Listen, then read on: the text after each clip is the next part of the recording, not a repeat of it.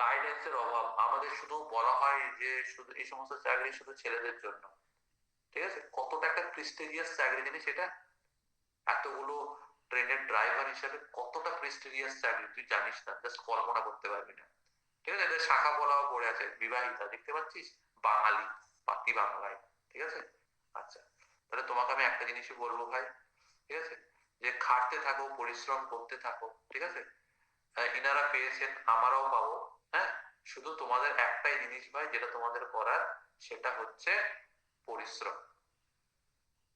আমি তোমাকে কোন পথে কি করতে হবে সেটা আমি তোমাদেরকে বলে দেবো, কিন্তু তোমাকে কি করতে হবে স্যার, পরিশ্রম করতে হবে।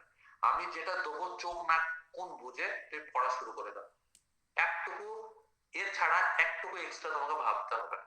ঠিক আছে, তুমি যার জন্য পড়ছো এনাফ, কিন্তু রিভিশন করো ভাই, আর কিচ্ছু তোমাকে করতে হবে না। ঠিক আছে, আচ্ছা, তোমরা অনেক লাকি যে তোমাদের বাড়িতে পরিবার তোমাদের সাপোর্টে রেখে তোমাকে এই জীবন গড়ে তোলার একটা মানে সুযোগ দিয়েছে। ঠিক আছে, অনেকে পায় না। বেশ চলো, আমরা আগের দিন কি পড়েছিলাম, জিওগ্রাফি পড়েছিলাম, রাইট? জিওগ্রাফি পড়েছিলাম তো, ওকে, চলো। কোয়েশ্চেন অ্যান্সার করেছিলাম, ওটা তো শেষ। মানে হ্যাঁ, মানে আমরা পুরো নদী পড়ে নিয়েছি, ঠিক আছে। আচ্ছা, অন্য কিছু টপিক ধরুন স্যার, জিওগ্রাফি ছাড়া। হাইওয়ে হাইওয়ে আর ওই geography দেখবেন। হ্যাঁ, বেশ বেশ। কি কি কি হাত কি তুলে কে কি বলছে, সরলা কি বলা, জিওগ্রাফি পড়বে না? ভাল লাগছে না স্যার? না দাদা, অনেক দিন হয়ে গেল। অনেকদিন হয়ে গেল ভাই, আপনি একবার ছাড়লে এবার আর ধরবেন না ভাই, আবার কবে হবে কেউ জানেন না। হিস্ট্রিটা করিয়ে দেন, তাহলে মডার্ন হিস্ট্রি যেটা আছে আমাদের, ওটা শুরু করুন। পরিবর্তন দরকার, পরিবর্তন তাহলে দরকার। হিস্ট্রি করাতে হবে, ইংলিশ করাও তার থেকে। না ভাই, তাহলে থাক। না স্যার, ইংলিশ থাক তাহলে। তাহলে থাক ভাই। কি পড়াবো না পড়াবো সেটা আমি মাস্টার, আমি বুঝবো, ঠিক আছে। none of you will decide it, ওকে। আচ্ছা, সব জিনিসই দরকার, সব ধরনের ছাত্রই আছে, তুই বলবি ইংলিশ দরকার নাই, এ বলবি ইংলিশ দরকার, আমি খুব ভালো করে জানি কোন জিনিসটা দরকার হবে। চলো স্যার, বায়োলজি পড়ান। এটাই বাকি ছিল। চুপ কর দেখি, আমাকে পড়াচ্ছিলে না, এটা আমি পড়াবো।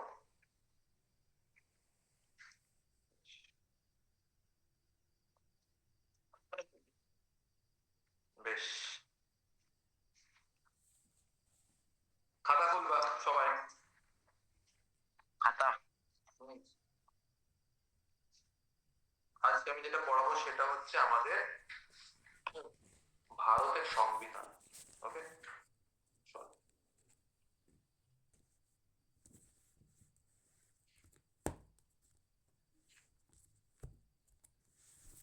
আচ্ছা, তোদের কাছে ইয়ে সব লেখা আছে, কি বলে যেন, ওটাকে কি বলে তোমাদের,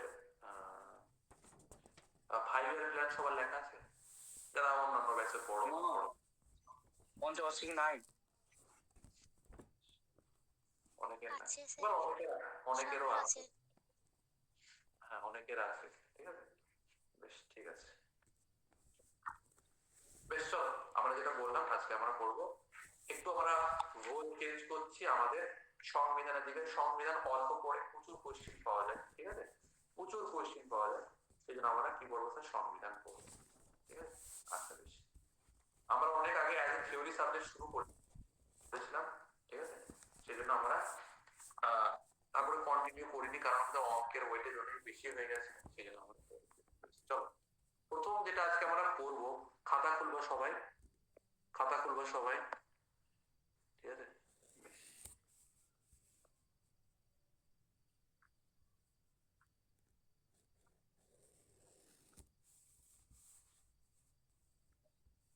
যাবো, হোয়াইট বোর্ড কোথায় গেল?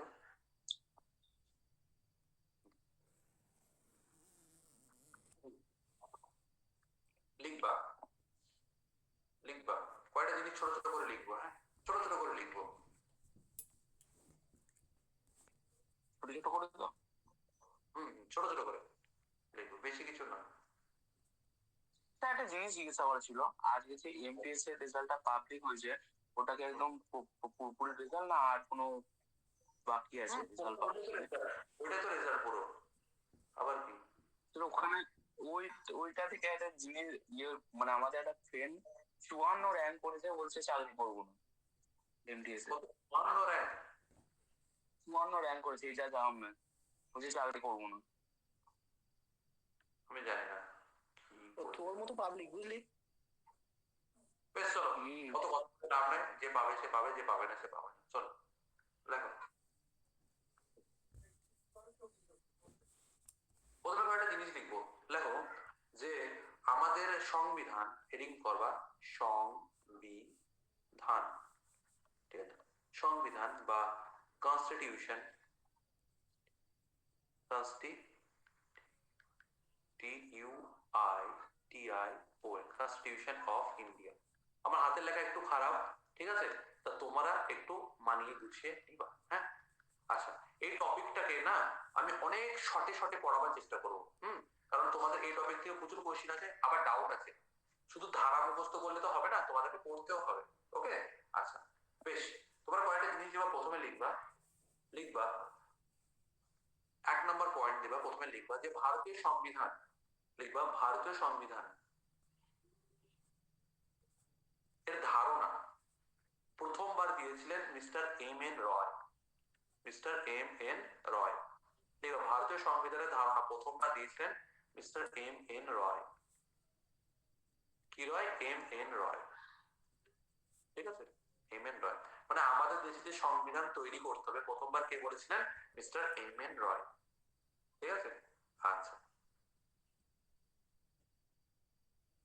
লিখবা প্রথমবারের জন্য কোম্পানি বা British East India company, British East India company BEI শর্টকাটে বলবো, প্রথমবারের জন্য ব্রিটিশ ইস্ট ইন্ডিয়া কোম্পানি 1773 সালে, ঠিক আছে? 1773 সালে, 1773 সালে রেগুলেটিং অ্যাক্ট আনে। কি অ্যাক্ট আনে? রেগুলেটিং অ্যাক্ট আনে। তাহলে এটা এক লাইনের কোশ্চেন একটা, ঠিক আছে? Regulating act. এবার তোমাকে আমি বলে রাখি এই রেগুলেটিং অ্যাক্টটা কি জিনিস। রেগুলেটিং অ্যাক্টটা হচ্ছে, দেখো তোমাদের গ্যাসের তো একটা রেগুলেটর থাকে, সবাই দেখেছো? থাকে তো। রেগুলেটর বলা হয় যে কতটা গ্যাস আসবে, কতটা গ্যাসের জ্বালানি হবে, ঠিক আছে? মানে নিয়ন্ত্রণ। এবার দেখো ব্রিটিশ ইস্ট ইন্ডিয়া কোম্পানি ভারতে যখন এসেছিল, সে এসেছিল কি করতে? বিজনেস করতে। কি করতে? বিজনেস করতে। কিন্তু ব্যাটা দেখছে ভারতীয়রা এতটাই পাগল, এদেরকে কন্ট্রোল করা যাবে, এদের ইকোনমিটাকে কন্ট্রোলে আনতে গেলে এদেরকে প্রশাসনিক, রাজনৈতিক এই দুই দিক থেকে আঁকড়ে ধরতে হবে। সেই জন্য এরা ডাইরেক্টলি কিসে নিযুক্ত হয়ে গেল? পলিটিক্সে নিযুক্ত হয়ে গেল, ঠিক আছে? কিসে নিযুক্ত হয়ে গেল? তুমি শুধু শোনো, এখন পলিটিক্সে নিযুক্ত হয়ে গেল, ঠিক আছে? পলিটিক্সে যখন নিযুক্ত হয়ে গেল, রাজারা, দেশের রাজারা তো মেনলি তখন নবাবরা, তোমার মোগলরা শাসন করছে, এদিকে মারাঠারা শাসন করছে, এদিকে আমাদের বাংলার নবাবরা শাসন করছে, আওয়াজের নবাবরা শাসন করছে। তো তারা বলছে এই সমস্ত ক্ষমতা তো আমাদের, শাসন করবো আমরা, তোমরা কে বাবা? কোথা থেকে এসছো তোমরা? উড়ে এসে জুড়ে বসেছো, তোমাদের কোনো ক্ষমতা নাই। বলছে তাহলে যুদ্ধ কর, কিসমে কিসমের দাম দেখতে। দিয়ে ওই ইংরেজরা সবার রাজাদের সঙ্গে যুদ্ধ হলো। এবার ইংরেজরা অনেক অ্যাডভান্স, ইংল্যান্ডে সবে সবে কি হয়েছে? শিল্প বিপ্লব হয়েছে, বন্দুক, কামান, গোলা বারুদ বিশাল অ্যাডভান্স হয়ে গেছে ওদের দেশে, ঠিক আছে? রাজাদের 10,000 সৈন্য হাতি ঘোড়া নিয়ে আসছে, এরা কামান নিয়ে 500 সৈন্য নিয়ে চলে যাচ্ছে, যুদ্ধে খুবই ফিরে আসছে, পারছে না এদের সাথে, ঠিক আছে? বাহুবল বেশি থাকা সত্ত্বেও এরা পাচ্ছে না, কারণ কি? এদের মাথা কি আছে? দিমাগ আছে, কূটনৈতিক। এবার যখনই এই যে আমাদের পলাশি যুদ্ধ হলো, কত সালে? 1757 সালে, ঠিক আছে? পলাশিতে যুদ্ধ হলো। তারপরে হয়ে গেল কি? বক্সারের যুদ্ধ। কত সালে ভাই? 1764 সালে। 1764 সালে বক্সারের যুদ্ধ যখনই হলো, ঠিক আছে? 1765 সালে একটা অ্যাক্ট এলো ভারতে, ঠিক আছে? কি ধরনের অ্যাক্ট এলো? যে যেটাকে বলা হয় আমাদের, সবাই তোমরা অনেকে পড়েছো, যে ভারতে যারা মেনলি শাসন করবে সেটা হবে ইংরেজরা, ঠিক আছে? যত কিছু দেখরেখ করবে সেটা হবে ভারতীয় রাজারা, যত কিছু রাজস্ব তুলবে সেটা কি করবে? ভারতীয় রাজারা, কিন্তু তুললে কাদেরকে দেবে? ইংরেজদের হাতে দেবে, যেটাকে বলা হয় দেওয়ানি। কি বলা হয়? দেওয়ানি। তোমার সময় বাংলাতে পড়েছে দেওয়ানি। দেওয়ানির অধিকার কত সালে পেয়েছিল? কি বলবো স্যার, 1765 সালে, যেটাকে বলা হয় এলাহাবাদের চুক্তি। কারণ কি, এই এলাহাবাদের চুক্তির আগে 1764 সালে বক্সারের যুদ্ধ হয়েছিল। এই যুদ্ধে তিনজন মেন পাওয়ার ভারতের, যেমন হচ্ছে মুঘল, যেমন হচ্ছে আওয়াজ, আর যেমন হচ্ছে বাংলা। বাংলার নবাব, আওয়াজের নবাব এবং মুঘল যে দিল্লিতে শাসন করছিল দ্বিতীয় শাহ আলম, তিনজনের ত্রিগুণ সৈন্য কার কাছে হেরে গেল? ইংরেজদের কাছে হেরে গেল বিহারের বক্সারের ময়দানে 1764 সালে। ঠিক আছে, 1764 সালে হেরে গেল। এবার ইংরেজরা তো ভাই যুদ্ধে হেরে গেছে বলে ওরা তো তড়িৎ তল্পা গুটি যাওয়ার প্রাণী নয়। ওরা করলো ভাই, কি করলো, এইবার রাজারা, রাজাদের ঘর কিভাবে চলতো? ট্যাক্স তুলে চলতো। এখন যেমনি ভারত সরকার তুলে ট্যাক্স তুলে, তখনও ট্যাক্স উঠতো। তখন কি করলো ওরা, বলছে দেশের জমিতে, জায়গাতে যত খাজনা হবে, যত কর হবে, যত ট্যাক্স হবে, সব ডাইরেক্টলি তুলে তারা তাদেরকে দেওয়া হবে, ইংরেজদেরকে দেওয়া হবে। ঠিক আছে, এটাকে বলা হয় দেওয়ানি লাভ। ঠিক আছে, তাহলে তুমি মনে রাখবা যে যখনই এরকম ভাবে পলিটিক্সে ডাইরেক্টলি, ব্যবসা ছেড়ে এরকম ভাবে পলিটিক্সে চলে এলো, তখন ইংল্যান্ডের মহারানী দেখছে এই বেটারা করতে দিয়েছিলাম এই ব্যবসা, যেটাকে আমি মান্যতা দিয়েছিলাম 1600 সালে। ইস্ট ইন্ডিয়া কোম্পানি কত সালে তৈরি হয়েছিল? 1600 সালে। ঠিক আছে, যে এদের নাম রাখা ব্রিটিশ ইস্ট ইন্ডিয়া কোম্পানি। দেখো, ইস্ট ইন্ডিয়া মানে কি, ইন্ডিয়া যে জায়গায় আছে, ইন্ডিয়া মানে কোন দিক পড়ছে? পূর্ব দিকে পড়ছে ইংল্যান্ডের। ঠিক আছে, ইংল্যান্ডের পূর্ব দিকে কি পড়ছে? ভারত পড়ছে। সেই জন্য এদেরকে শুধু ইস্ট ইন্ডিজের দিকে বা ভারতের দিকে শুধুমাত্র এদেরকে ব্যবসা করার কি দেওয়া হয়েছিল? মনোপলি দেওয়া হয়েছিল। কি দেওয়া হয়েছিল? মনোপলি। মানে ইস্ট ইন্ডিয়া কোম্পানি ছাড়া ইংল্যান্ডের আর কোনো কোম্পানি ভারতে বাণিজ্য করতে যাবে না। অন্য অন্য দেশে যেতে পারে, কিন্তু ইংল্যান্ডের আর কোনো কোম্পানি যাবে না। তাহলে 1600 সালে এই কোম্পানিটা তৈরি হলো, এবং ইংল্যান্ডের রানী এলিজাবেথ কি দিলেন? মনোপলি দিলেন। কিসের মনোপলি? ভারতে ব্যবসা করার। তাহলে দেখতে পাচ্ছ, ঠিক 150 বছর ধরে ভারতে আসার চেষ্টা করলো, ফ্যাক্টরি করলো, অনেক কিছু হলো। ঠিক আছে, কিন্তু দেখা গেল যে আলটিমেটলি ব্যবসা করতে এসেছিল এরা তো তারা রাজত্ব করছে। ঠিক আছে, এরা তো রাজত্ব করছে। সেই জন্য 1773 সালে ইংল্যান্ডের মহারানী এই ব্যবসা, পলিটিক্স, ঠিক আছে, বিজনেস, রাজনৈতিক ক্ষমতা, অর্থনৈতিক ক্ষমতাটাকে সেগ্রিগেট করার জন্য, পার্থক্য করার জন্য একটা অ্যাক্ট এনেছিল। সেটাকে বলেছিল কি? Regulating act.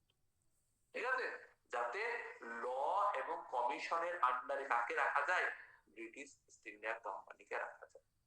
এই অবধি খুব ভালোভাবে বোঝা গেল? হ্যাঁ কিনা বলো? বোঝা গেছে কেন এসেছিল রেগুলেটিং অ্যাক্ট? বোঝা গেল? ওকে, দেওয়ানি ঠিক আছে। চুক্তিটা কত সালে বললেন একবার বলুন? হ্যাঁ, দেওয়ানি চুক্তিটা কত সালে বললেন একবার বলুন? 1765, বক্সারের যুদ্ধের 1 বছর পর। ঠিক ঠিক আছে। আছে, বেশ, বক্সারের যুদ্ধের 1 বছর পর। ভালো করে বুঝবা, হ্যাঁ। তাহলে আমাদের যে জিনিসটা হলো, তাহলে এই যে জিনিসটা হলো, তাহলে আলটিমেটলি আমাদের কি হলো ভাই? Regulating act. তাহলে প্রথম যে ল আনার চেষ্টা করেছিল, সেটা কে করেছিল? ইংল্যান্ডের মহারানী। কার মাধ্যমে? রেগুলেটিং অ্যাক্টের মাধ্যমে। এর আগে ভারত কোন নিয়ম শৃঙ্খলা, যে যেখানে রাজত্ব করেছে, যে রাজা যা বলেছে, আকবর যা বলেছে, জাহাঙ্গীর যা বলেছে, শিবাজি যা বলেছে, সে এলাকায় সেরকম চলেছে। চললাম কিন্তু একটু পরে। প্রথমবারের জন্য লিখিত ভাবে ল অ্যান্ড অর্ডার মেনটেন করার জন্য 1773 সালে ইংল্যান্ডের মহারানী ব্রিটিশ ইস্ট ইন্ডিয়া কোম্পানির উপর কি চালু করেছিল? Regulating act. তাহলে তুমি লিখবা, সংবিধান তৈরির ধারণা কে দিয়েছিলেন? প্রথম এম.এন. রয়, ভারতের সংবিধান। কিন্তু 1773 সালে কি এসেছিল প্রথমে? Regulating act. এরপরে তুমি 2 লাইন ফাঁকা রাখবা। ঠিক আছে, তোমাকে আমি যা যা বললাম, ঠিক আছে, 1600 সালে কি তৈরি হলো? ব্রিটিশ ইস্ট ইন্ডিয়া কোম্পানি তৈরি হলো। তুমি নিজের হাতে লিখবা, হ্যাঁ, নিজের হাতে নিজের নোটস তৈরি করবা। ব্রিটিশ ইস্ট ইন্ডিয়া কোম্পানি তৈরি হলো। তারপর তুমি কি লিখবা? তারপর তুমি লিখবা যে ভারতে এলো কত সালে ব্রিটিশ ইস্ট ইন্ডিয়া কোম্পানি? 1608 সালে। ঠিক আছে, তারপরে কি লিখবা তুমি? 1757 সালে কি হলো? পলাশীর যুদ্ধ হলো, যেখানে বাংলার নবাব সিরাজউদ্দৌলা হেরে গেলেন। তারপরে 1764 সালে কি হলো? বক্সারের যুদ্ধ হলো, যেখানে 3 জন সম্রাট ছিলেন। কে কে? তোমার হচ্ছে মোগল, তারপর ছিলেন আওয়াধ, আর একটা ছিলেন কি বেঙ্গল। ঠিক আছে, তিনজন সম্রাটের কাছে কারা এরা হেরে গেল, কার কাছে? ইংরেজদের কাছে হেরে গেল। এর পরের বছর কি আসলো? 1765 সালে কি হলো? এলাহাবাদের চুক্তি হলো। কি হলো? এলাহাবাদের চুক্তি। কারণ চুক্তিটা হচ্ছে এলাহাবাদে। এইখানে কি হলো যে কংগ্রেস মানে তোমার ইংরেজ ইস্ট ইন্ডিয়া কোম্পানি পুরোপুরি কি দিল? দেওয়ানি। দেওয়ানি, পুরোপুরি দেওয়ানি লাভের অধিকার এদের কাছে চলে এলো। এরপরে যখনই এরা এরকম ভাবে এরা শাসন করতে লাগলো, তখনই 1773 সালে ইংল্যান্ডের মহারানী ডিসাইড করলেন যে এদের উপর একটা অ্যাক্ট আনতে হবে। কার উপর? ব্রিটিশ ইস্ট ইন্ডিয়া কোম্পানির উপর, যেটা আমরা বলবো কি স্যার? Regulating act. ঠিক আছে, কি বলবো স্যার? Regulating act. প্রথম থেকে বুঝতে পারলাম না, প্রথমে 1600 হচ্ছে ব্রিটিশ ইস্ট ইন্ডিয়া কোম্পানি, 1608 কি তৈরি হলো। ভারতে আসতে লাগলো 1608 সাল। ঠিক আছে, তখন আকবর আছে, আকবরের ছেলে জাহাঙ্গীর তখন ভারতে রাজত্ব করছে।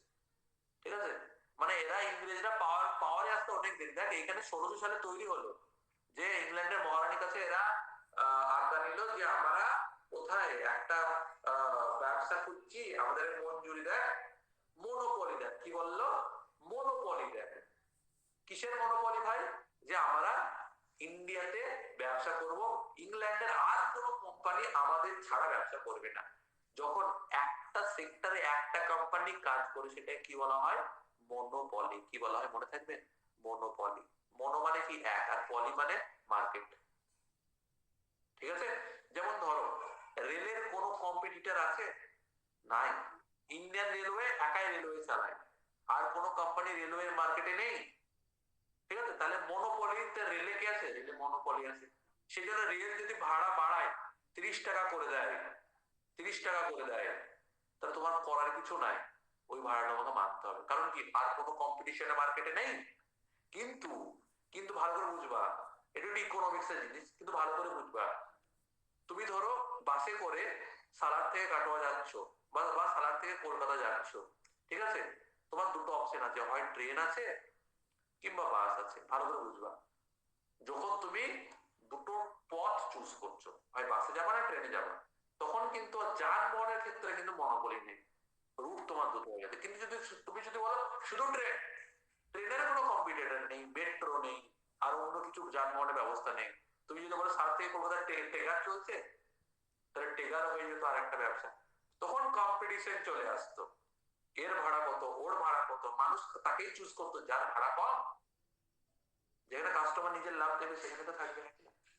এটাই হচ্ছে ব্যাপার, আর কিছুই নয়। ঠিক আছে ভাই, আর কিছুই নয়। তাহলে আশা করি বোঝা গেল জিনিসটা কি জিনিস। হ্যাঁ, তাহলে মনে রাখবা এই যে 1773 সালে ভাই, এই যে পিডিএফটা আমি দিচ্ছি তোমাদেরকে, এই যে তোমাকে আমি বললাম, শুধু এখানে কি লেখা আছে দেখো, শুধু মাইন্ড ম্যাপ লেখা আছে। কি লেখা আছে? শুধু মাইন্ড ম্যাপ। কত সালে কি হলো, এইগুলো নিজের মাঝে একটু করে নোট তৈরি করতে পারবা? কারণ নোট লেখানোর সময় আর ধৈর্য তোমাদের মধ্যে কারো নাই। তোমরা গল্পের মতো করে মনে রাখো, এই পিডিএফটা আমি তোমাদেরকে দিয়ে দেবো, হ্যাঁ কি না শোনা? তারপর তোমরা তোমরা নিজের মতো করে একটু একটু, আমি শুধু কি পয়েন্টস গুলো লেখাবো, তারপর তোমরা একটু একটু করে নোটস তৈরি করে নিতে পারবা? বলো হ্যাঁ কি না স্যার, পারবো কি পারবা? ওকে, দেখো 1773 সালে কি আসলো ভাই? প্রথমে দেখো রেগুলেটিং অ্যাক্ট। তাহলে হ্যাঁ, কি আসলো? রেগুলেটিং। আমি এখানে লিখে দিচ্ছি রেগুলেটিং অ্যাক্ট। রেগুলেটিং অ্যাক্ট মনে থাকবে, রেগুলেটিং অ্যাক্ট। এই রেগুলেটিং অ্যাক্টে কি কি বললো সেটা আমি লিখবো। এই রেগুলেটিং অ্যাক্টে বললো যে ভারতের এইবার কোম্পানির যে দায়িত্ব দেওয়া হবে তাকে একজনকে দেওয়া হবে, যাকে বলা হবে গভর্নর জেনারেল। কি বলা হবে? Governor general.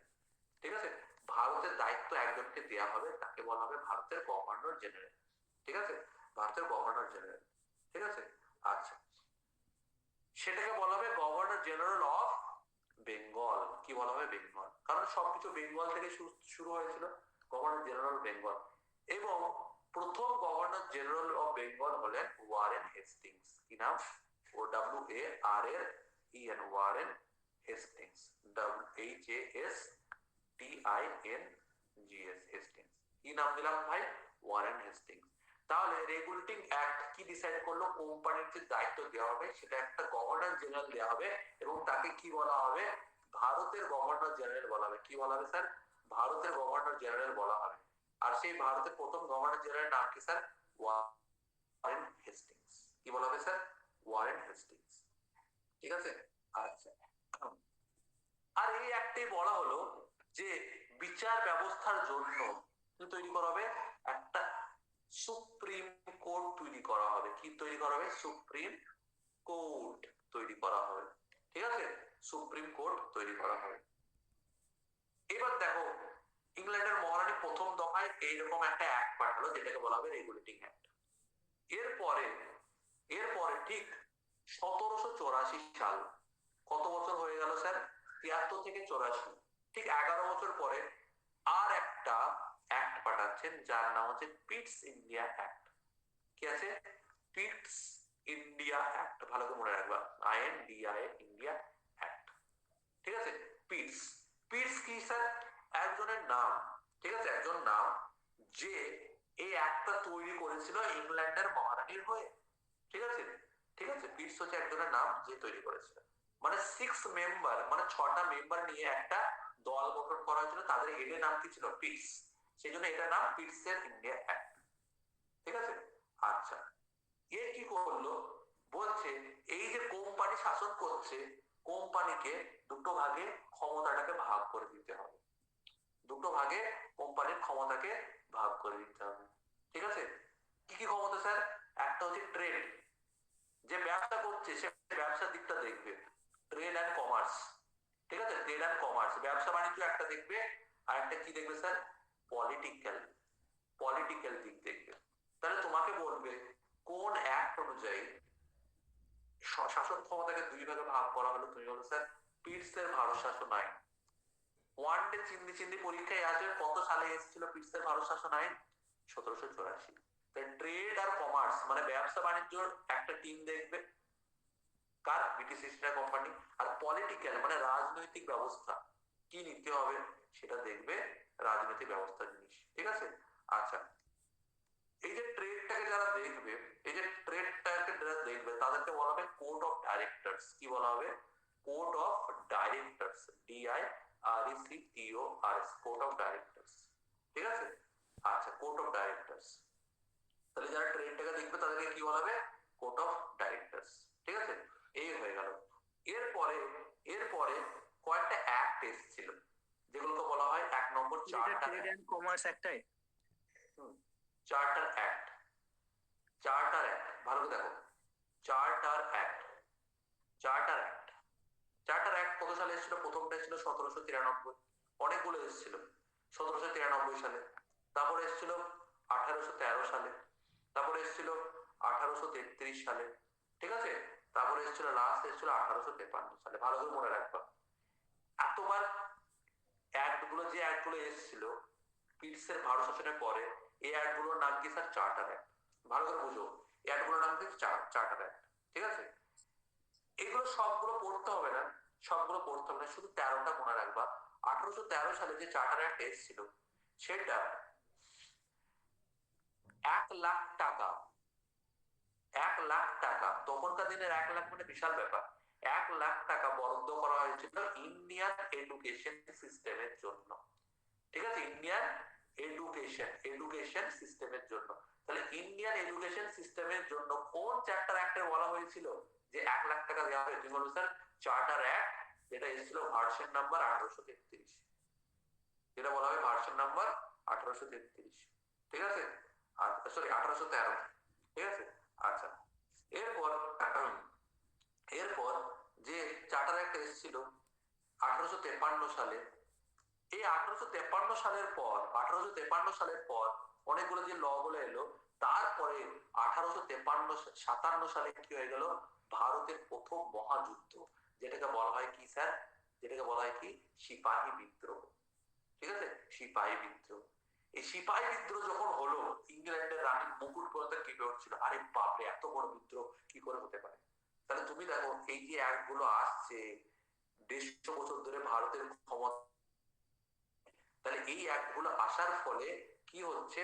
দেশীয় সিপাহীদের ক্ষমতাকে কেড়ে নেওয়া হচ্ছে, বারবার কে ইন্ডিয়া তাকে ক্ষুণ্ণ করা হচ্ছে, সেই জন্য 1857 সালে বিশাল একটা বিদ্রোহ হয়ে গেল, যেটাকে বলা হয় ভারতের মহাবিদ্রোহ। ঠিক আছে, অনেকে বলেছেন এটা ছিল ভারতের ফার্স্ট ইন্ডিপেন্ডেন্স ওয়ার, ভারতের প্রথম স্বাধীনতার যুদ্ধ। যদি এই সময় ভাই যদি কেউ গাফিলতি একটু সবাই মিলে লাগতো ভাই, তাহলে ঠিক 100 বছর আগে আমাদের দেশ স্বাধীনতা হয়ে যেত। তার মানে 100 বছর আগে যদি আমাদের দেশ স্বাধীনতা হয়ে যেত, আজকে আমাদের দেশ এই জায়গায় থাকতো না, আজকে অনেক বড় সুপার পাওয়ার হয়ে যেত, চীন ফিন কোনো টেক্কা দিত না।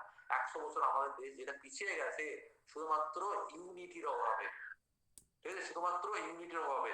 কারণ সিপাহী বিদ্রোহে সবাই নিজের নিজের ভেবেছে, কেউ ভেবেছে আমার আমার বংশকে রাজা হতে দিচ্ছে না, কেউ ভেবেছে আমার ক্ষমতায় এরপরে কে থাকবে, কেউ ভেবেছে হিন্দু মুসলিমদের এই যে ডিভাইড অ্যান্ড রুল খেলেছে, এই সমস্ত কিছু দেখা হয়। সবাই নিজের নিজের ভেবেছে, কেউ দেশের ভাবেনি, কেউ তার মাতৃভূমির কথা ভাবেনি। যদি ভাবতো তাহলে আমাকে আরো 100 বছর পরে স্বাধীনতার কথা 1947 সালে চিন্তা করতে হতো না, আমার 100 বছর আগে স্বাধীনতা চলে আসতো।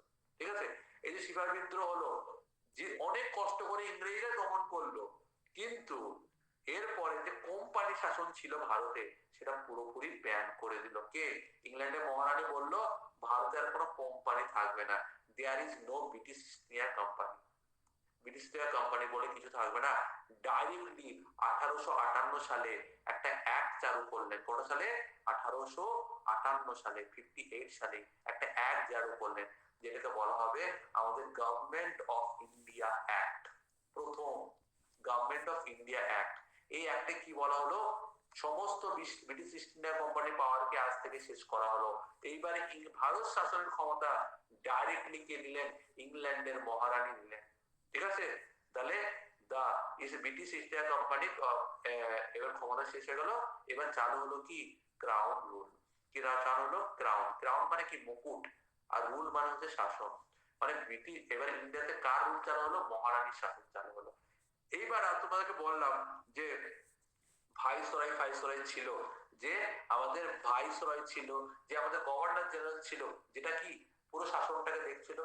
প্রথমে কি ছিল? গভর্নর জেনারেল অফ বেঙ্গল ছিল, তারপর গভর্নমেন্ট জেনারেল তারপরে কি গভর্নর জেনারেল অফ তোমার ইন্ডিয়া হয়ে গেছিল। তারপরে বললো আর কোনো গভর্নর জেনারেল থাকবে না, একটা থাকবে কি? ভাইসরয়। কি থাকবে? একটা ভাইসরয়, আর একটা কি থাকবে? সেক্রেটারি। কি থাকবে? সেক্রেটারি। ভাইসরয় কাকে বলা হবে? যে ভারত থেকে পুরো একদম গ্রাউন্ড লেভেলে ল এন্ড অর্ডার কে মেনটেন করবে, অন টাইপ অফ শাসন ক্ষমতার যে দায়িত্ব মেনলি যত ডিসিশন কে নেবে? ভাইসরয় নেবে। আর এই ব্যাটা যে ডিসিশন গুলো নেবে সেটা কাকে পাঠাবে? সেক্রেটারিকে পাঠাবে। এই সেক্রেটারি কোথায় বসে থাকবে? ইংল্যান্ডে বসে থাকবে। আর এই সেক্রেটারি তখন কাকে জানাবে? মহারানীকে জানাবে। মনে রাখবা। তাহলে মহারানীর সাথে কার একদম লিংক আপ থাকলো? সেক্রেটারি। সেক্রেটারি আবার কাকে বলে? ভাইসরয়। তাহলে এই যে ভাইসরয় সেক্রেটারি মিলিত শাসন ব্যবস্থায় কি নামে পরিচিত? ক্রাউন রুল নামে পরিচিত, বা মুকুট রুল নামে পরিচিত। এবং ভারতের প্রথম ভাইসরয় হলেন কে? লর্ড তোমরা খাও, আমি ক্যানিং। চললাম। কি বলা হবে? লর্ড ক্যানিং। ঠিক আছে, কত সালে এলেন? ঠিক 1858 সালে এলেন, মানে সিপাহী বিদ্রোহের পরের বছর। কিন্তু ইনি কি ভারতের প্রথম? তুমি বলবে হ্যাঁ স্যার, কারণ সিপাহী বিদ্রোহের সময় ভারতের গভর্নর জেনারেলও এই ব্যাটাই ছিল। ঠিক আছে, মানে তোমাকে যদি বলা হয় ভারতের লাস্ট গভর্নর জেনারেলের নাম কি, তুমি বলবে স্যার লাস্ট গভর্নর জেনারেল এই লর্ড ক্যানিং। কে? লাস্ট গভর্নর জেনারেল, জি গভর্নর জেনারেল ও লর্ড ক্যানিং। কিন্তু যখনই ট্রান্সফার হয়ে গেল শাসন কার হাতে? ইংল্যান্ডের মহারানীর হাতে, তখন এ হয়ে গেল ভারতের প্রথম ভাইসরয়। মনে থাকবে সব জিনিসটা। তাহলে এই পর্যন্ত যা যা পড়লাম সিপাহী বিদ্রোহ পর্যন্ত, ঠিক আছে, তোমরা নিজের খাতায় একটা শর্ট নোটস তৈরি করে নেবা, পরের দিন আমি ধরবো। ঠিক আছে, কিছুদিন আমরা কিছুটা যেমন জিওগ্রাফি পড়লাম 1 সপ্তাহ 1.5 সপ্তাহ ধরে, এবার 1.5 সপ্তাহ আমরা কি করবো? সংবিধানটাকে পড়বো। ঠিক আছে, কিছুটা আগিয়ে নেবো। ঠিক আছে, তারপরে আবার অন্য সাবজেক্ট যাবো, এরকম করে টুকটুক টুকটুক করে পড়তে হবে। ম্যাথের জায়গায় চলবে, ম্যাথ যোগে আমাদের শেষ হয়ে যাবে। ম্যাথের সাথে অল্টারনেট ডেতে আমরা মাঝে মধ্যে রিজনিং করতে থাকবো। ঠিক আছে, কোনোদিন আমরা ইংলিশ করে নেবো। ঠিক আছে, তো আমি কি করব, এর পরের দিনকে কাইন্ডলি আমাকে একটা জিনিস মনে করে দিবে। আমি সব ব্যাচে রুটিন করে দিয়েছি। ঠিক আছে, তো তোমাদের অনলাইনের ব্যাচেও আমি একটা রুটিন করবো। ঠিক আছে, তো রুটিনটা আমি করে দেবো তোমাদের থাকবে, আমি তোমাদের বলে দিই একটুখানি। ম্যাথ আমাদের কি কি বার ক্লাস? সোমবার, বুধবার আর শুক্রবার, তাই তো? সোমবার, বুধবার আর শুক্রবার এই 3 দিন ক্লাস সন্ধ্যে 7:30 থেকে। ঠিক আছে? এই সন্ধ্যে 7:30 থেকে প্রতিদিন সোম বুধ শুক্র তোমরা আসবা। সোমবার, বুধবার, শুক্রবার 3 দিনে কি হবে স্যার? আমাদের ম্যাথ হবে। 3 দিনে কি হবে স্যার? ম্যাথ হবে। ম্যাথ একদিনও বাদ যাবে না, ঠিক আছে? কিন্তু কিন্তু স্যার প্রত্যেক তৃতীয় দিনে মানে 2 দিন ম্যাথ হয়ে গেল, প্রত্যেক তৃতীয় দিনে আমরা ম্যাথের পরিবর্তে স্যার একটা সাবজেক্ট করবো যেটা নাম হচ্ছে কি রিজনিং। কারণ রিজনিং প্র্যাকটিস না করলে তুমি একদম নাগাল ছাড়া হয়ে যাবে, ঠিক আছে? কারণ রিজনিংটাকে ধরে রাখতে হবে, সেজন্য আমরা একবার করে রিজনিং করব, ঠিক আছে? অল্টারনেট ডেতে, মানে প্রত্যেক তৃতীয় দিনে। মানে আজকে ধরো ম্যাথ করলাম, কালকেও ম্যাথ, ঠিক আছে? থার্ড ডেতে কি করবো? রিজনিং করব, ঠিক আছে? আচ্ছা, এরপরে কি করব? এখন আমাদের একটা জিএস সাবজেক্ট চলবে, জেনারেল অ্যাওয়ারনেস, ঠিক আছে? এতদিন আমরা জিওগ্রাফির ড্রেনেজ সিস্টেম অফ ইন্ডিয়া পুরোটা কমপ্লিট করেছি। ড্যাম কোথায় স্যার, কোন নদী কোথা থেকে উৎপন্ন হয়েছে, ডিটেলসে পুরো পড়ে ম্যাপ পয়েন্টিং করে সব করে নিয়েছি, পোর্ট করে নিয়েছি, ঠিক আছে? ন্যাশনাল পার্ক অফ ইন্ডিয়া করে নিয়েছি, সব করে নিয়েছি। আশা করি তোমাদের ওই টপিকগুলো খুব ভালোভাবে হয়ে গেছে, রিভাইজ যদি করে থাকো। এখন জিএতে এখন থেকে পুরো 1 থেকে 1.5 সপ্তাহ কি চলবে? শুধুমাত্র ইন্ডিয়ান পলিটি চলবে, ঠিক আছে? পলিটি চলবে। পলিটিটাকে আবার একটু এইভাবে যেভাবে আজকে পড়লাম এইভাবে পড়বো, কিন্তু আমি পরের দিনকে একটু নোটস, আজকে তো ঘটনাটা বললাম যে কিভাবে ল অ্যান্ড অর্ডার ভারতে মেনটেন হচ্ছে। এখনো তো কনস্টিটিউশনে ঢোকেনি, ঠিক আছে? কনস্টিটিউশনের নোটস তোমাদেরকে আমি বসে বসে লেখাবো, তোমরা পড়বা, ঠিক আছে? আর নিজের হাতে একটু এই যে পিডিএফটা দেবো, নোটসটা একটু তৈরি করে নেবা, ঠিক আছে? কারণ তোমার নোটস যেন তুমি বুঝতে পারো, তোমাকে বড় করে নোটস করলে 4 পাতা যদি আমি লেখাই তোমাকে, তাহলে তোমারই বুঝতে কষ্ট হবে, তোমার রিভিশনে কষ্ট হবে, ঠিক আছে? তাহলে আজকে যে ক্লাসটা বুঝতে পারলাম,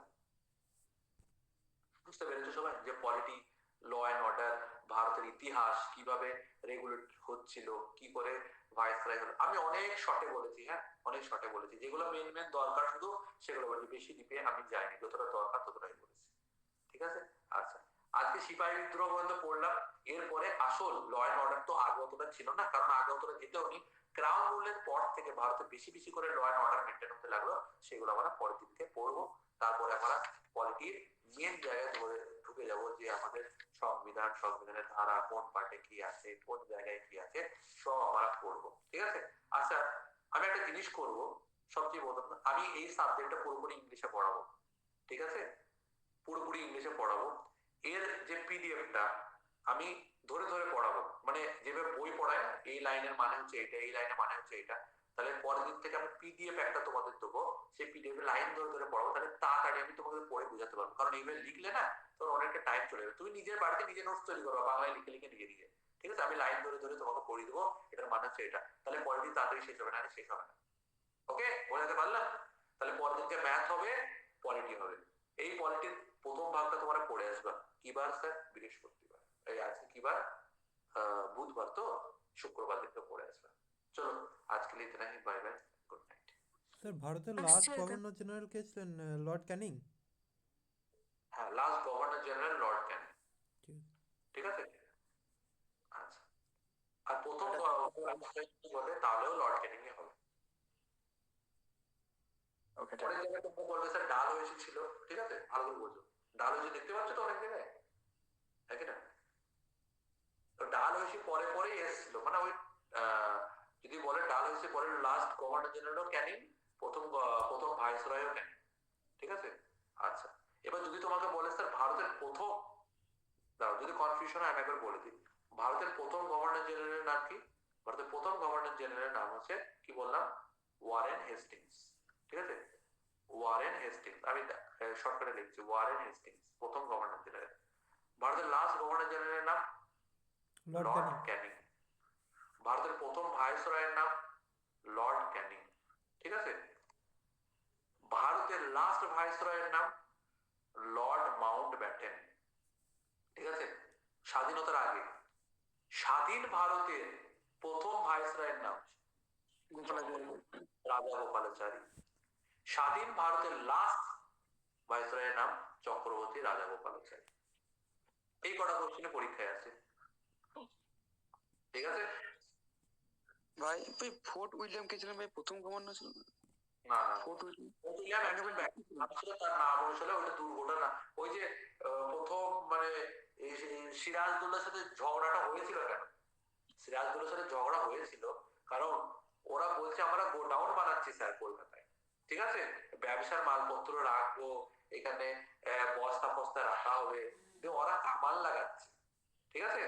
তো মানে 20 ফুট উঁচু উঁচু বিল্ডিং তৈরি করছে, মানে বিল্ডিং তৈরি করে দেয়াল দিচ্ছে চারিপাশে, যেটা বাইরে থেকে ভেতরে কেউ না দেখতে পায়। এই খবরটা শিয়ার ইয়ের কাছে চলে গেছে, সিরাজদৌল্লার কাছে চলে গেছে। এবার সিরাজদৌল্লা রেগে গিয়ে একদম ঠুকে দিয়ে চলে এসেছে সেনাবাহিনী নিয়ে গিয়ে। ফোর্ট উইলিয়াম করা হচ্ছে এখানে, ইয়ার্কি মারার জায়গা না, ঠিক আছে। দিয়ে 1757 সালে ওই কলকাতা শহরের নাম রেখেছিলেন তিনি কি, আলীনগর। কি নাম রেখেছিলেন? ঠিক আছে, আলীনগর, ঠিক আছে। এইবার দিয়ে শায়েস্তা করে আবার মুর্শিদাবাদে ফিরে এসছে কে, আমাদের সিরাজদৌল্লা। এইবার রবার্ট ক্লাইভকে বলা হলো, যে রবার্ট ক্লাইভ বলা হলো এই দেখো আমাদেরকে কে ফোর্ট উইলিয়ামের দূরে আমরা গোডাউন বানাচ্ছিলাম, একটু কামান ফামান বন্দুক ফন্দুক রেখেছি, কে ঠুকে দিল। রবার্ট ক্লাইভ ছিলেন মাদ্রাজে বসে, এলেন এখানে ভারতে, দেখলেন এই ব্যাপার, একে দেখা যাবে, একে ডাইরেক্টলি সাথে যুদ্ধ করে পারবো না, বাংলা তখন বিশাল ব্যাপার, রবার্ট মানে সিরাজদৌল্লার বিশাল ব্যাপার। একে দেখলো, ঘরে একদিন সাক্ষাৎ করতে গেল, মির্জাফরের সাথে দোস্তি হলো, ওর খালা ঘসিটি বেগমের সাথে দোস্তি হলো। এরা দেখতে যাচ্ছে এরাই তক্তা পলট করতে চায়, তাহলে আমি এদের ভেতরে ঢুকে এদেরই সাহায্য নিই, বিশ্বাসঘাতকতা করে দিল, সিরাজদৌল্লাকে মেনে দিল, ঠিক আছে। এই হচ্ছে ব্যাপার। তাহলে ফোর্ট উইলিয়ামটা ছিল দুর্গ, ক্যাসেল, কার? ইংরেজদের। কিসের জন্য? প্রোটেকশনের জন্য। মালপত্র রাখবে, চুরি ডাকাতি হতেই পারে, সেটা প্রোটেকশনের জন্য চারিপাশে একটা দুর্গ তৈরি করেছিল ওরা, ঠিক আছে। কিন্তু সিরাজদৌল্লা সেটা আতে হয়নি, সহ্য হয়নি। এবার অনেকে বাড়ি চলে গিয়ে মহারানীর কাছে গিয়ে বলেছে, মহারানী মহারানী আমাদেরকে সিরাজদৌল্লা এমন ভাবে মারলো, একটা 20 বাই 20 ঘরের মধ্যে 120 জনকে বন্দী করে দিল। এটা ইতিহাসে অন্ধকূপ হত্যা নামে পরিচিত। এই সমস্ত রাগের জন্য তখন কি বলা হলো, রবার্ট ক্লাইভ একজন দায়িত্ববান মানে সৈনিক ছিলেন, জেনারেল ছিলেন, তিনি মাদ্রাজে পোস্টিং ছিলেন, তাকে এটা এই তদারকি করার জন্য তখন কলকাতায় পাঠানো হলো। দিয়ে দেখলেন এই অবস্থা, তারপর তিনি আস্তে আস্তে আস্তে পলাশির যুদ্ধ এইসব ওইসব করে বাংলাকেই নিজের আয়ত্তে করে দিলেন। বুঝে গেল? এই হচ্ছে ব্যাপার, আর কিছু না। বলো, আর কিছু ডাউট? কারোর কিছু ডাউট? বলো। চলো নেক্সট ডে এটা পড়ে আসবা, এটা নোটসটা আমি তোমাদের গ্রুপে এক্ষুনি দিয়ে দিচ্ছি, ঠিক আছে? বেশ। চলো